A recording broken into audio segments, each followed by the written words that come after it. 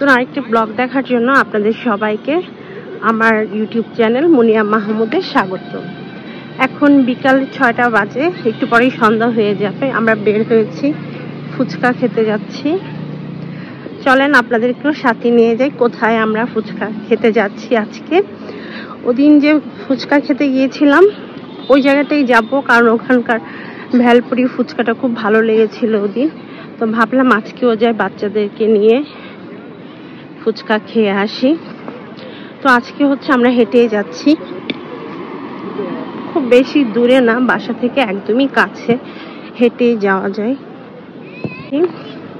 খুব সুন্দর কিছু ফুল এই রাস্তায় দেখা যায়, আপনাদের সাথে শেয়ার করি ফুলগুলো। এই যে হলুদ হলুদ ফুলগুলা দেখতে খুব ভালো লাগে। এই রাস্তা দিয়ে যখন যাই এই হলুদ ফুলগুলা আসলে দেখতে আমার খুব ভালো লাগে, সুন্দর লাগে। এই গাছগুলো যখন বড় হবে তখন আরো বেশি ভালো লাগবে। এখন তো ছোট ছোট, তারপরেও ফুল ফুটে আছে 4-5টা, ভালোই লাগে দেখতে। যখন গাছগুলো বড় হবে ফুলও আরো বেশি সুন্দর করে ফুটবে, তখন এই রাস্তাগুলো দেখতে আরো বেশি সুন্দর লাগবে।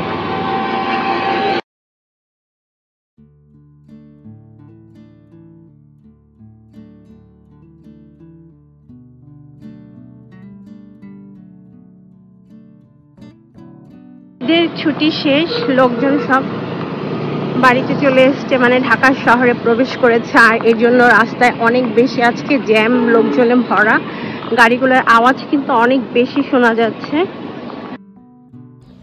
ওদিন যে আমরা এখানে ফুচকা ভেলপুরি খেতে এসেছিলাম, খুব মজা লেগেছিল, তাই আজকেও এসেছি। আজকে প্রায় সন্ধ্যা হয়ে গিয়েছে, এমন টাইমে এসেছি। গতদিনও আমরা এমন টাইমেই গিয়েছিলাম, একদম রাতেই। এখন ফুচকা খাবো। আর স্ট্রিট ফুডগুলোর মধ্যে আমার কাছে ফুচকা কিন্তু অনেক বেশি ভালো লাগে, ভেলপুরি ফুচকা এগুলা। তো দেখা যায় বাইরে গেলেই এগুলো খাওয়া হয়। এখানে মশা প্রচুর ছিল, আমরা ভেলপুরির সাথে মশার কামড়ও ফ্রি খেয়েছি। যাই হোক, ওখানে গরু আছে, গরু আওয়াজ করতেছে। শুশু করলে কি আর যাবে না? শুশু করলে কি যাবে?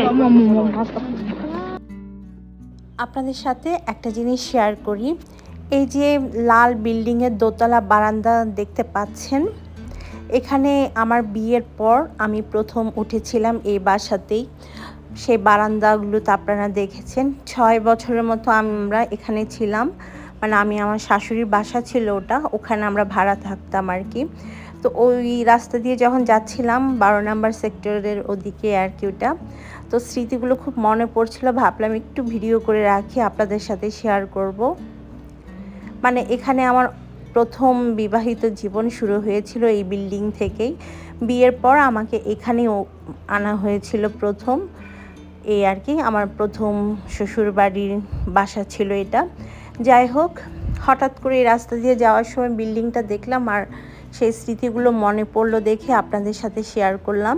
তো আমরা ফুচকা খাওয়ার পর চলে এসেছি এখন উত্তরা আমির কমপ্লেক্সে এসেছি। কদিন থেকে বাচ্চারা বায়না ধরছিল ওদেরকে স্কেটিং শু কিনে দেওয়ার জন্য। তো আমরা ফুচকা খেয়ে উত্তরাতে চলে এসেছি ওদের জন্য স্কেটিং শু কেনার জন্য। তো আমাদের কেনা শেষ হয়ে গিয়েছে, এখন আমরা আবারও বাসায় ফিরে যাচ্ছি।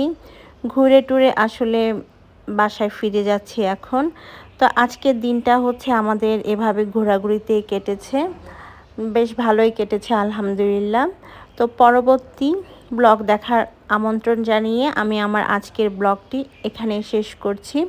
যেতে যেতে আপনাদের সবার কাছে অনুরোধ থাকবে, যারা এখনও আমার চ্যানেলটি সাবস্ক্রাইব করেননি প্লিজ সাবস্ক্রাইব করে আমার সাথে থাকবেন। আল্লাহ হাফেজ।